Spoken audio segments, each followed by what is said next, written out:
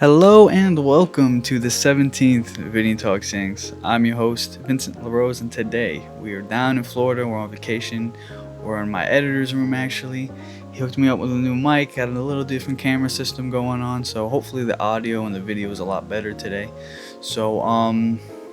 But for today, to start, I would like to honor from Memorial Day all the Yankees in the past who have served in the military. You got guys like Yogi Berra. Yogi Berra served in the Navy during World War II. He was actually part of the D-Day missions, and he was a gunner's mate on the USS Battlefield. You have Joe DiMaggio, who was in the Army and was a physical education teacher in the Army. You have Phil Rizzuto, who also served in the Navy during World War II. You have Charlie Keller, who was a merchant marine during World War II. You have Bobby Mercer, who served 2 years in the Vietnam War with the Army. You have Ralph Houck, who was a decorated Army Ranger. He participated in the Boscon, I think it is, and the Battle of Bulg War. He won the Bronze Star, the Purple Heart, and the Silver Star. Jerry Coleman spent 3 years in the Marines during World War II and then went back another 2 years during the Korean War.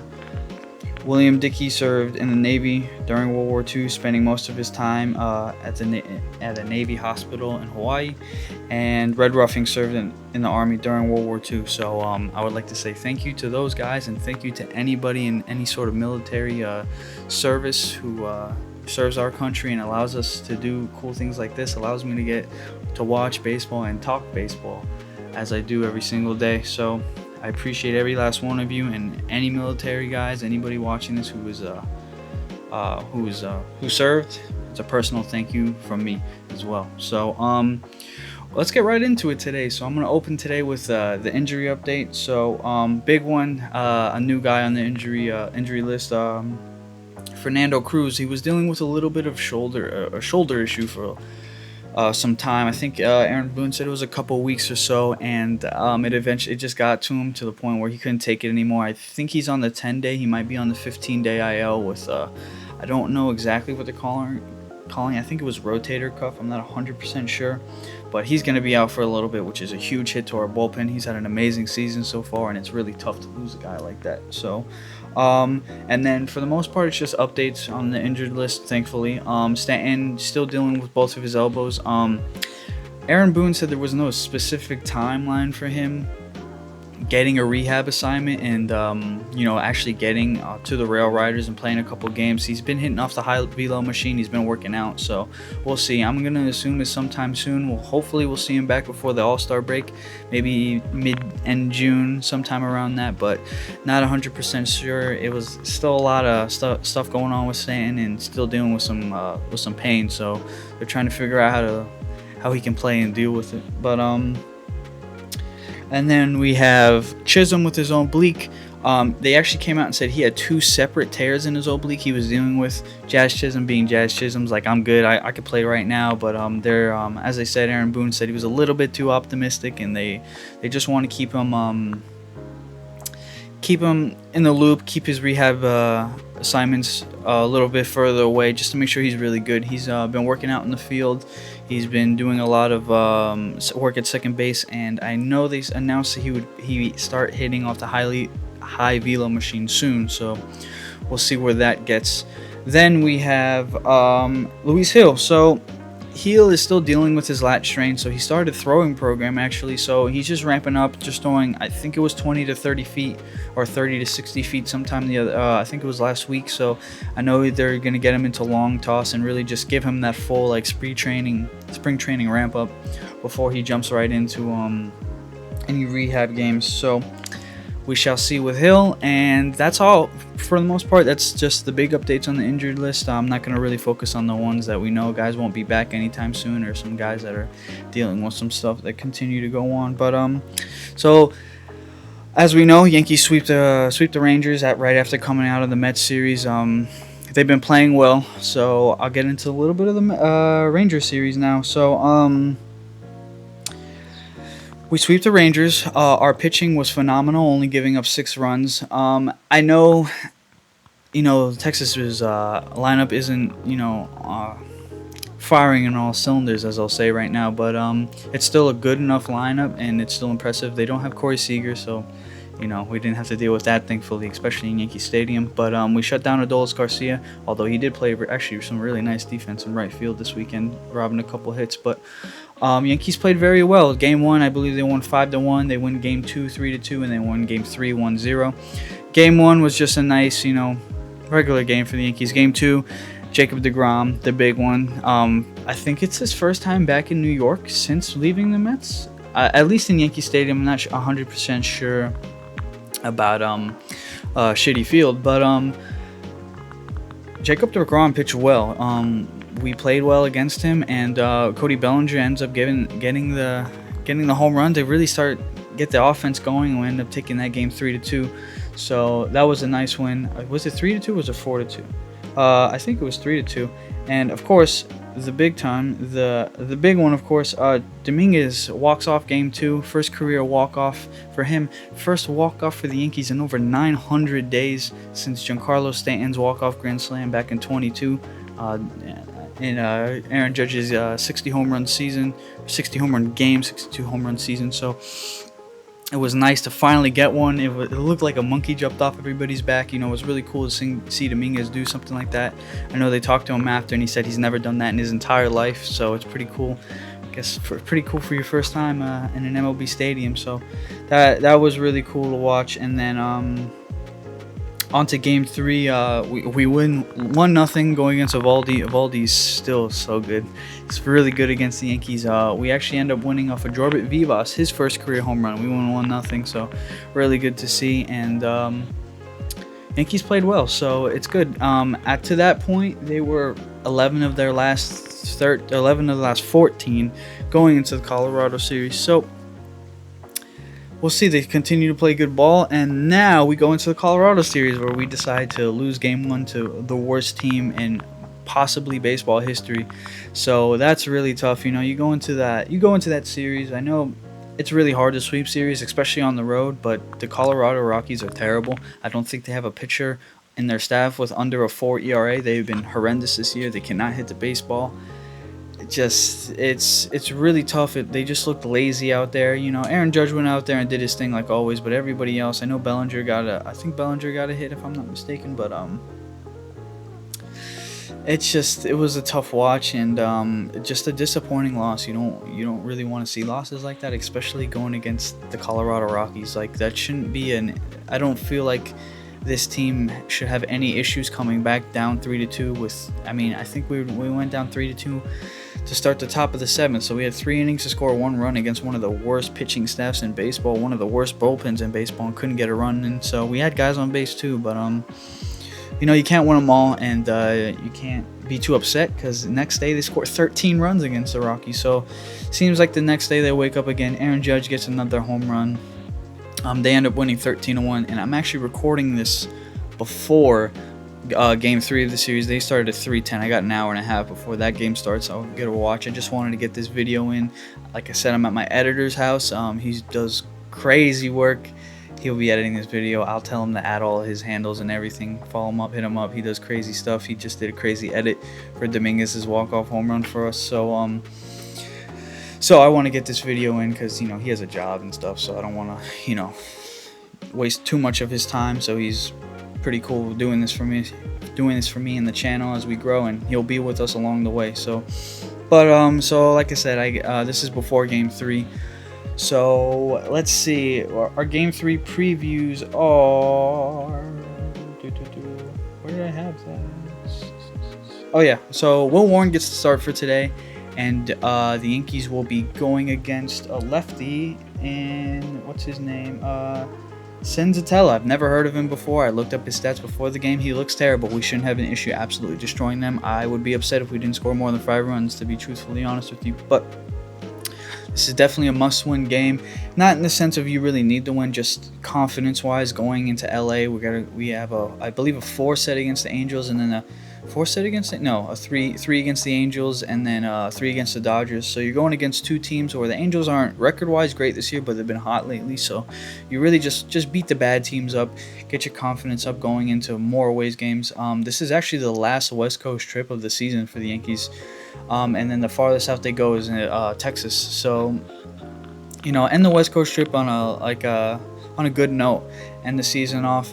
Hopefully, I'm sure we'll be back come postseason time, whether that if we do get the Dodgers again. But just go into this game. You're playing 2 really good teams coming up. Hit the ball. Everybody's wondering. I want to see Aaron Judge really get into one, see how far it goes. It's really why everybody's tuning into this point. Even yesterday's game, he was pinch hit in the 9th for Pablo Reyes, and I was like, damn, I get it. It makes sense. We're up 13-1, but you really want to see him get into one. I know his average just dropped under 400. I think he's hitting 395 right now, so hopefully he can get a couple hits in and get back up to 400. But Aaron Judge, looks great. He's Aaron Judge. There's not much to say about him. So, yeah, just today we got to go in and just play well. Get an early lead. Just don't even give them hope. Just score like 4 or 5 runs in the first couple of innings. Just get the game over with. Warren's going out there. Hopefully Warren can continue to be what he has been for the past couple of games, which has been phenomenal. Get good innings, save the bullpen. We're going against we're about to go against 2 teams that we're really going to need all the work from these guys as we can get, as much work as we can get from these guys. So hopefully Warren can go out there, throw at least 7, maybe 6 is all right, 6 or 7 innings. Do what Free did last night, not too many strikeouts, just let them put the bat on the ball and just get the game over with. Honestly, you just want to play well. So with that being said, I really want to get into the Yankees pitching as of late. During the month of May, it's been absolutely phenomenal. Their starting rotation, I believe, has an under 3 ERA, and I think even the bullpen, I know Ian Hamilton has struggled as of late, but pretty much everybody else they've played well, haven't blown too many games other than in the Padres series, the one Devin Williams game. But the pitching has been phenomenal, man. Will Warren, as I was just talking about, over the past 3 games has only given up 3 earned runs. He's been absolutely phenomenal. He's attacking the strike zone, using his fastball very well off his slider. I noticed that a lot. He actually will open up with the slider a lot. He has what they call it's quick. It's he's only throwing 95, but it's almost like it's 97. So Will Warren has pitched very well and has impressed me, as I was definitely not a believer of Will Warren going after the first couple of starts in the season. He just looked rough. He didn't really look like he could find the strike zone well, but he is to this point has proven me wrong, at least these last 3 games. So hopefully you go into Colorado. Just get a good start in. You're coming off your career high 10 strikeouts, but you have to understand that you're going against a team that just does not score runs. There's no need. I don't want to see walks. I don't want to see any of that. I know walks will happen eventually, but just pitch well, pitch to contact. You'll get strikeouts in the mix of that, and continue to pitch well. He's been a really big boost to the starting rotation and has helped a lot. He's helped eat more innings up than we expected, helping save the bullpen a little bit. So. And then, of course, you move on to Max Fried, who has been just absolutely dominant this year. 1.29 ERA on the season, hasn't lost a single game, and he's just looked phenomenal, man. He's playing off the fastball. The fastball is playing off the curveball. The curveball is playing off the fastball really well, and he just looks like a dominant starting pitcher, the true ace of the staff. As we all know, we lost Garrett Cole to Tommy John earlier in this year, so. It's really comforting to know you do still have a guy that will go out there and shove 7-8 innings and not give up very many runs. So, and he's not a strikeout guy, which I like a lot. He makes good pitches and gets them to put the ball in play. So I really like watching Max Fried pitch, and it's it's just nice to watch him pitch, man. Every time he goes out on the mound, you're expecting a win. It's really cool. So next guy, Ryan Yarbrough. I want to give a lot of props to Ryan Yarbrough as well. Not coming into the season even knowing what team he's going to play for, as he was DFA'd by by the Blue Jays, and then Yankees pick him up. It's just been a wonderful pickup. He's come out the bullpen. Now he's starting games for us. He's getting deep into games as well. I know his pitch count's a little bit on the lower side. I don't think he's thrown anything more than 75, 80 pitches so far, but he's pitched well. He keeps us in games, and for a 5 guy that wasn't even supposed to be in the starting rotation, that's really all you can ask for. So as you wait for Luis Seal to get back off of injury, maybe pick a guy up here or there. So after cutting Cookie Carrasco, he came in and he's pitched very well for us, and it's nice, it's refreshing almost. He's not throwing any more harder than 89, 90 miles per hour. So it's just a great pickup by the Yankees, and he continues to pitch well, and I hope he continues to pitch well. So then you get onto the little not so great side. Clark Schmidt is still struggling a little bit. He's struggling to put hitters away, I've noticed. He's trying to get the perfect pitch every time with his knuckle curve or his slurve, and it's just not working right now. There's a lot of walks. He's not giving up a lot of runs, so it's not bad, but he's really not getting deep into games. I know he was on a pitch count for a while, but now he's at the point where he should just be good to go till about 100 pitches. So the start in Colorado wasn't that bad. He only gave up, I think he did end up giving up the 3 runs, but just walked a lot of guys, giving up a lot of he just didn't look good. So hopefully he can pick himself up and come on to I believe he'll get the start in the Dodgers series. So we'll see how he goes. So and then finally, to round out the rotation, Carlos Rodon. I know Carlos Rodon started off a little rough this year, but he has been pitching great as of late. Really shoved in the Mets series. I believe he got what did he get, the last game of the Rangers series? Yes, he did, and he pitched well. So no, he didn't. Who got the last game of the Rangers series? I think it was Rodon. I don't think he gave up an earned run. No, it was Warren who pitched the last. Tripping balls. I actually want to talk about it because I know it was a really good start, so I want to make sure I get the right game. It was it game 2? I think it was game 2.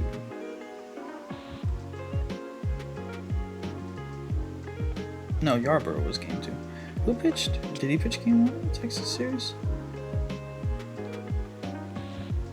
No. Oh, it was game 3 of the Texas series. Warren got the game 1 of the Texas series. Yes. So, sorry about that. But anyways, he's up to down to a 2.88 ERA for the season, and he's pitching well. A lot of strikeouts. He's among the AL strikeouts leaders, so he's getting a little bit away from the contact part of the Yankee staff, and he's all you can really ask for. He got that big contract, and I know the first year was not really great, but last year and then this year especially, he's really showing he's worth that contract, and he's pitching really well, so I like it. So anyways, now let's get in that's the pitching success. And one more thing about pitching as well. Why am I blanking? Devin Williams. Yes, Devin Williams. Oh my God. So Devin Williams has pitched phenomenal as of late. We're looking extremely dominant. He's playing well off the changeup. His fastball looks amazing. He's throwing strikes again with the fastball, which is really what he was struggling to do to start the season. And ever since that one blown save in San Diego, blown appearance, in San Diego, he's just been lights out, man. He looks great. It's really refreshing to see. Now you have 2 dominant guys, especially when you lose a guy like Fernando Cruz, who had been so good for you as of late. It's really nice to see Devin Williams and really just ramp it up again and be a dominant pitcher once again. I do not think Aaron Boone, please don't do this. Do not move Devin Williams back into the closer role. I'm sorry, Williams. I know he's a career closer, but dude, Luke Weaver is Luke Weaver, man. He's been absolutely amazing for us. A .43 ERA on the season, only giving up 1 earned run to this point. Coming in when needed, multiple innings, 1 inning, 8th inning, 9th inning, whatever you need Luke Weaver to do, Luke Weaver does, and he's been phenomenal this season, and there's nothing else you can ask for in a closer, and I think he needs to stay in that closer role. Do not move him out the closer role. Keep him in the closer role. Aaron Boone, if you take him out of the closer role because of Devin Williams' success, I will lose my mind. I'd rather have him in the closer role.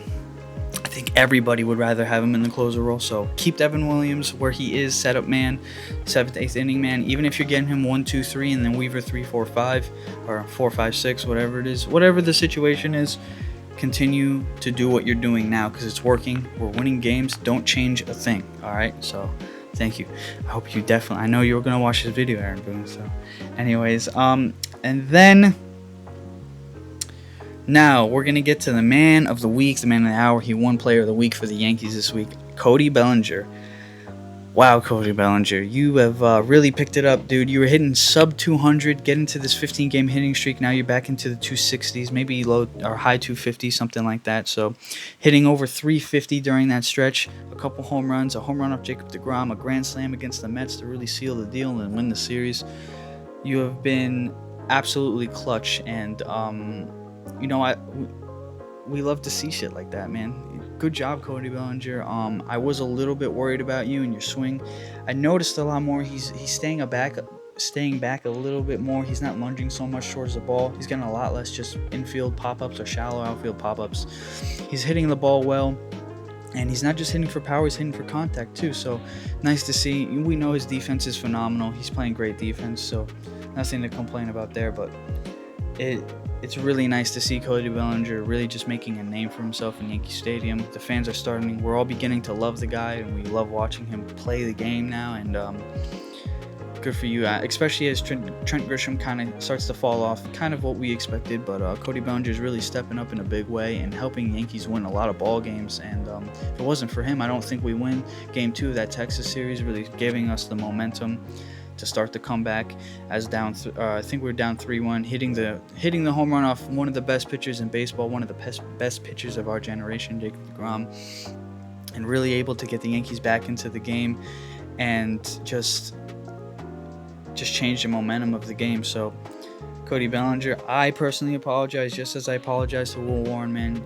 I'm a typical Yankees fan that jumped the gun a little bit with some of these guys, so it's really nice to see you come into your own and see him just play very well and just show us why re-signing Juan Soto was, or not re-signing Juan Soto was the greatest thing. We're out of the drama right now. We're on the other side. All of us Yankees fans are smiling as we watch what happened. So thank you, Cody Bellinger, and you continue to play well, so keep it up. So, and that's about what I have for today. So, like I said before, we have the Angels and the Dodgers coming up to end the West Coast trip for the season. We have no more West Coast trips for the rest of the season, so hopefully we can continue to play well. They're both two tough teams, so I'm really looking to just, even if you come out of 500 in that, maybe take the series against the Angels, and then we'll see how we play against the Dodgers. I'm not really sure what the pitching is lining up to be. I know Fried will get a start in that series, and I